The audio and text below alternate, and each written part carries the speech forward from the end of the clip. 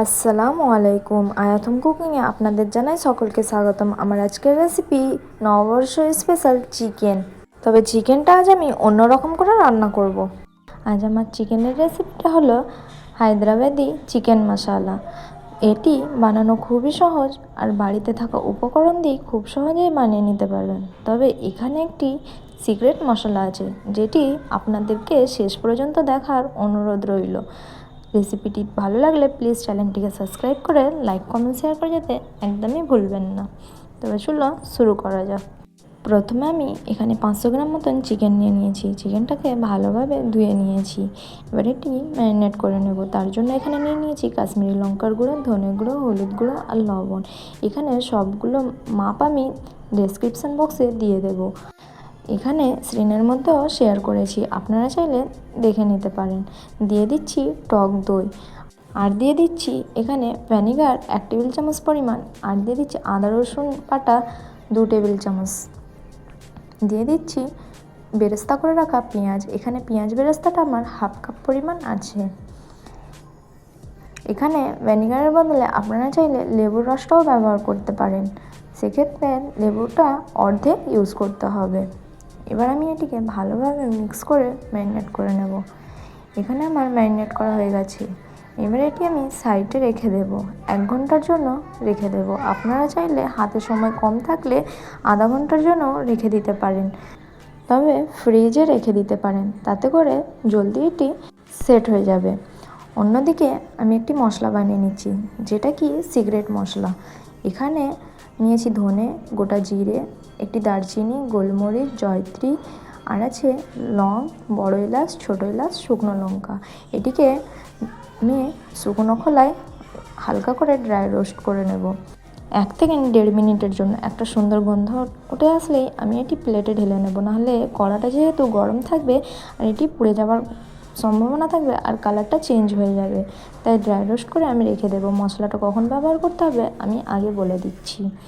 এখানে রান্নার জন্য একটি কড়া বসিয়ে নিয়েছি। কড়াতে দিয়ে দিচ্ছি পরিমাণ মতন তেল। এখানে 1/2 কাপ পরিমাণ তেল নিয়েছি আমি। তেলটা গরম হয়ে আসলে দিয়ে দিচ্ছি কুচি করে রাখা পেঁয়াজ।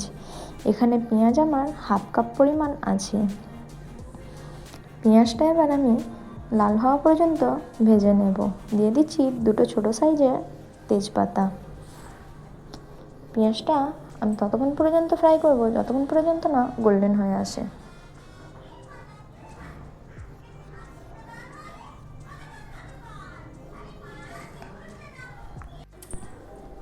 এখানে পেঁয়াজটা গোল্ডেন হয়ে এসেছে। এবার আমি এর মধ্যে দিয়ে দেবো ম্যারিনেট করে রাখা চিকেনটা।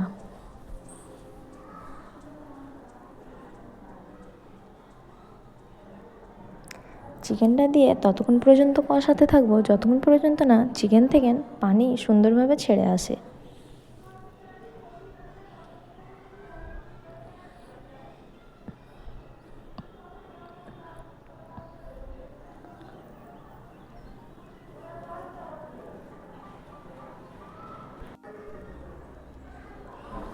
এখানে দেখে নিশ্চয়ই বুঝতে পারছেন যে সুন্দরভাবে পানিটা ছেড়ে এসেছে চিকেন থেকে। এবার আমি ততক্ষণ পর্যন্ত কষাতে থাকবো যতক্ষণ না পানিটা সুন্দরভাবে শুকিয়ে চিকেন থেকে তেল উঠে আসে।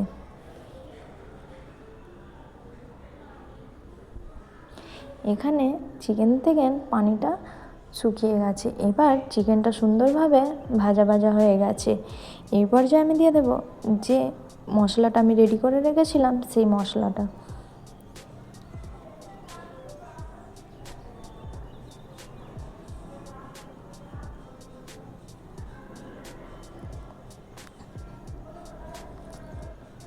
এখানে আমি সবটুকু মশলা দিয়ে দিয়েছি। এবার দিয়ে আমি কষিয়ে নেব। এখানে প্রয়োজনে আমি অল্প অল্প পানি ব্যবহার করতে থাকবো। পানি দিয়ে আমি সুন্দরভাবে কষিয়ে নেব যতক্ষণ পর্যন্ত না মশলার কাঁচা গন্ধটা চলে যায়। এখানে নিশ্চয়ই গরম পানিটাই ব্যবহার করতে হবে। গরম পানিটা ব্যবহার করলে রান্নার টেস্টটা দ্বিগুণ বেড়ে যায়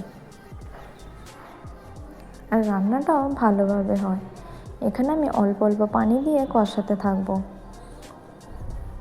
এখানে আমার কষানো হয়ে গেছে, সুন্দরভাবে মশলার গন্ধটাও চলে গেছে। এবার আমি দিয়ে দেব এখানে হাফ কাপ পরিমাণ পানি।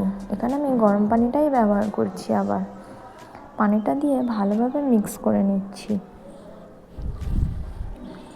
ওপর থেকে দিয়ে দিচ্ছি কিছুটা ধনেপাতা আর পুদিনা পাতা কুচি। এখানে আপনারা চাইলে পুদিনা পাতাটা না থাকলে স্কিপও করতে পারেন। দিয়ে দিচ্ছি ওপর থেকে কয়েকটা কাঁচা লঙ্কা।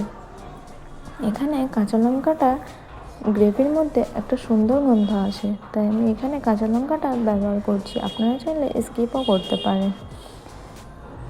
আমি এবার ঢাকা দিয়ে ফুটিয়ে নেব 10 মিনিটের জন্য। 10 মিনিট পর খুলে দেখিয়ে দিচ্ছি যে কতটা সুন্দর হয়েছে। এখানে আমার রান্নাটা কমপ্লিট হয়ে গেছে। এবার আমি গ্যাসের ফ্লেমটা বন্ধ করে নামিয়ে নেব চুলো থেকে, আর একটি প্লেটের মধ্যে সার্ভ করে নেব। দেখে নিশ্চয়ই বুঝতেই পারছেন যে কতটা লোভনীয় হয়েছে। একটি প্লেটের মধ্যে আমি সার্ভ করে দেখিয়ে দিচ্ছি। রেসিপিটি এই পর্যন্ত দেখার জন্য অনেক অনেক ধন্যবাদ। রেসিপিটি ভালো লাগলে প্লিজ চ্যানেলটিকে সাবস্ক্রাইব করে লাইক কমেন্ট শেয়ার করে যেতে একদমই ভুলবেন না। আল্লাহ হাফেজ। আবার দেখা হচ্ছে নেক্সট রেসিপিতে।